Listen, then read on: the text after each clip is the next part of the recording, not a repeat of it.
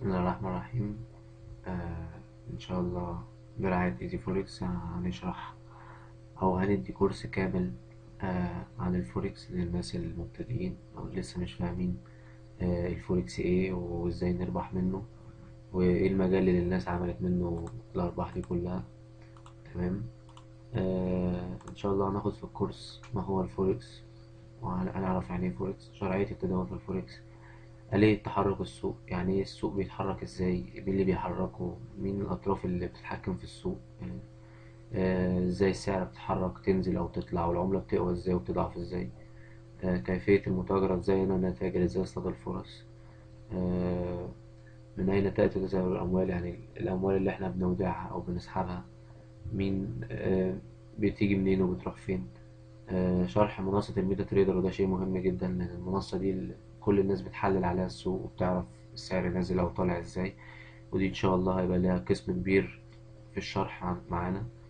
آه، إدارة رأس المال، ودي برضو أهم حاجة في التريدنج، لازم يكون عندك إدارة رأس مال حكيمة عشان تعرف يكون نفسك أطول من السوق، وإن شاء الله هنشرحها بشكل مستفيض. تعلم فنون التحليل الفني والتحليل الأساسي، لأن دول السلاحين بتوعنا ضد تقلبات السوق، وهنعرف بيهم ازاي هنعرف السعر طالع أو نازل، لازم نربط بينهم دايما. كيفية صناعة الفرص، يعني بعد ما نعرف ده كله لازم نتعلم ازاي نستخدم الأسلحة دي، ونعرف ازاي نصنع الفرصة، وازاي نتصيد السوق عشان نعرف نعمل أرباح كويسة إن شاء الله.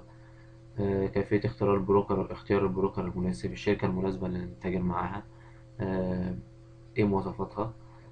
تعريف مفهوم الرافعة المالية، ناس كتير هتسأل ايه الرافعة المالية وايه مفهومها وشغالة ازاي وشرعيتها، ان شاء الله نشرحها بشكل مستفيض. نبدأ ان شاء الله. ما هو الفوركس؟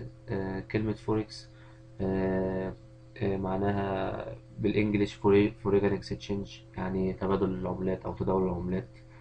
آه، في الفوركس مفيش حاجة زي الأسهم مثلا إنك لازم تشتري بس عشان تكسب، تستنى السعر يطلع بس.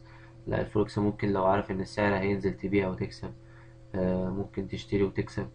في الفوركس مفيش حاجة اسمها إن أنا أشتري سهم، لا، أنت بتشتري زوج قصاد زوج، عملة قصاد عملة. يعني لما بقول مثلا بشتري اليورو دولار، معناها إن أنا هشتري اليورو وأبيع الدولار. أوكي، يعني أنا معايا دولارات هبيعها وأشتري اليورو، متوقعا إن سعر اليورو هيطلع قصاد الدولار كمان فترة، فأقدر بعد كده بعد ما يطلع إن أنا أبدلهم. بعد يعني مثلا اشترينا اليورو، كان سعر اليورو قصاد الدولار ولنقل مثلا واحد، بعد ما اشترينا اليورو وبعنا الدولار اللي معانا، سعر اليورو قصاد الدولار صعد، بقى قيمة اليورو الواحد يساوي 3 دولار بدل ما كان بيساوي واحد بس مثلا. فاحنا هنا كسبنا 2 دولار مثلا، بس مش هتبقى 2 دولار بس، انت مثلا بتشتري بكميات. يعني ما بتشتري، احنا بنشتري الواحد بنشتري منه بكميات، بدل ما بنشتري مثلا يورو واحد، لا احنا بنشتري مثلا 10 آلاف يورو أو 20 ألف أو 30 ألف، بالتالي بتضرب ال30 ألف في ال2 دولار ربح بتوعك، بيعمل لك 60 ألف دولار ربح وأكتر، حسب اللي انت الكمية اللي انت شاريها. تمام. العكس، لو انت عارف ان سعر